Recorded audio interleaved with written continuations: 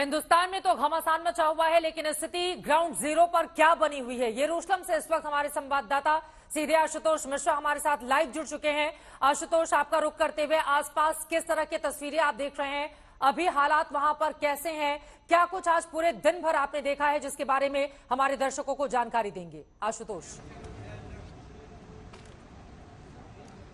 दरअसल चित्रा, आखिरी air siren कल रात को यहां सुना गया था और उसके बाद डर शनिवार से लगातार बना हुआ है। तो अगर 3 शब्दों में कहूं तो डर, फिक्र और उसके बाद शांति की अपील। इसके अलावा और कुछ यरूशलेम में दिखाई नहीं पड़ता, क्योंकि यहाँ आस्था का बड़ा केंद्र है, यहूदियों के लिए भी, मुस्लिमों के लिए भी और ईसाइयों के लिए भी। लेकिन हाँ, अगर जैसे मैं हटता हूँ अपने फ्रेम से, तब आप अगर कुछ देखती हैं तो वो है सड़कों पर सन्नाटा, इक्का दुक्का जो लोग हैं, और ठीक पीछे वो ऐतिहासिक मस्जिद भी है। और ये आप जो देख रहे हैं वेस्ट गेट है, जो कि ईसाइयों के लिए भी और यहूदियों के लिए भी आस्था का प्रतीक है। तो डर जरूर है, चिंता भी है, लेकिन एक स्थिति ये हुई है कि यरूशलेम में कल रात के बाद से एयर सायरन आज नहीं सुनाई दिए हैं। सड़कों पर सन्नाटा है, ज्यादातर लोग शहर छोड़कर भाग चुके हैं, दूसरे जगहों पर चले गए हैं। और जैसा कि कोरोना के टाइम एक तरह का लॉकडाउन था, यरूशलेम में लगभग वैसी स्थिति दिखाई पड़ती है। पब्लिक ट्रांसपोर्ट चल रहा है लेकिन खाली है, दुकान प्रतिष्ठान मकान ज्यादातर बंद है, बाजारों में ज्यादा रौनक नहीं है, भीड़ नहीं है।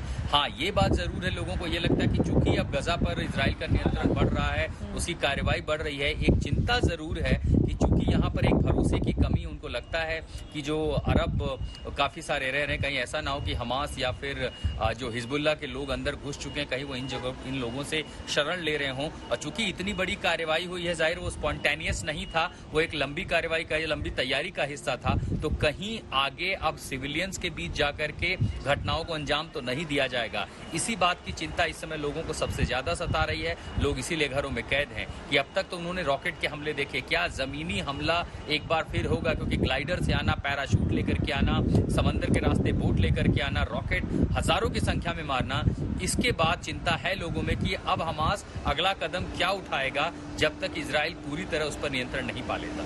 बिल्कुल, आप अपना भी ख्याल रखें, क्योंकि जिस तरह की विभीषिका इस वक्त वहां पर देखने को मिल रही है, यकीनन हालात पूरी तरह से विपरीत हैं।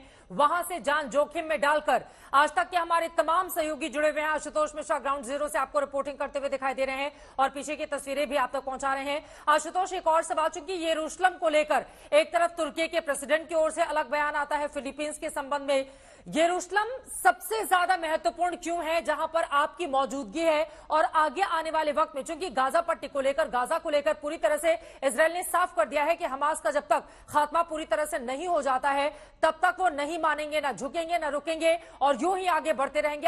आक्रामक कार्रवाई जारी रहेगी और तमाम पश्चिमी देशों का समर्थन भी उन्हें हासिल हो रहा है।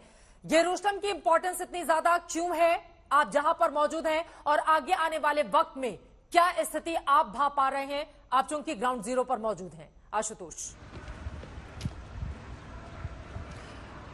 लोग इसी बात से डरे हुए हैं कि इजराइल ने एक कदम उठाया था कि किसी तरह से मध्य एशिया के जो बड़े देश हैं, अरब देश हैं, उनके साथ रिश्ते बेहतर किए जाएं। और आपको अगर मैं तस्वीरों के जरिए दिखाना चाहूं तो उसका एक प्रतीक यहाँ पर जो भवन के बाहर दूसरी बिल्डिंग से, वहाँ एक तरह की तस्वीरें लगी थी कि यहूदी और अरब देश, सिंबॉलिक रूप से जो उनके धर्म गुरुओं की तस्वीर होती है, लगाया गया है कि वो एक साथ रह सकते हैं। एक कोशिश की जा रही थी। और लेक उसके छीना ने इस समय ये जो अल मस्जिद है, यहाँ पर मुझे आवाज़ें आ रही हैं किसी तरह की प्रार्थना की, जो स्पीकर के जरिए बज रहे हैं। अब चूंकि आस्था का प्रतीक रहा है ये वेस्ट गेट, आप देख रहे हैं, जहाँ पर यहूदी जो है अपनी मान्यताओं के तहत पूजा पाठ करते हैं, प्रार्थना करते हैं, और ईसाई जो है अंदर वो मानते हैं कि चर्च, और ठीक इसके पीछे वो सुनहरा गुंबज है। लेकिन इसके बावजूद दरअसल चिंता इस बात की लेकर है कि 2 लोग यहाँ पर, चाहे वो अरब हों, मुस्लिम समाज के लोग हों या फिर यहूदी हों, वो साथ रहते रहे। चिंता इस बात की है कि जब अरब देशों के साथ इजराइल अपने रिश्ते बना रहा है,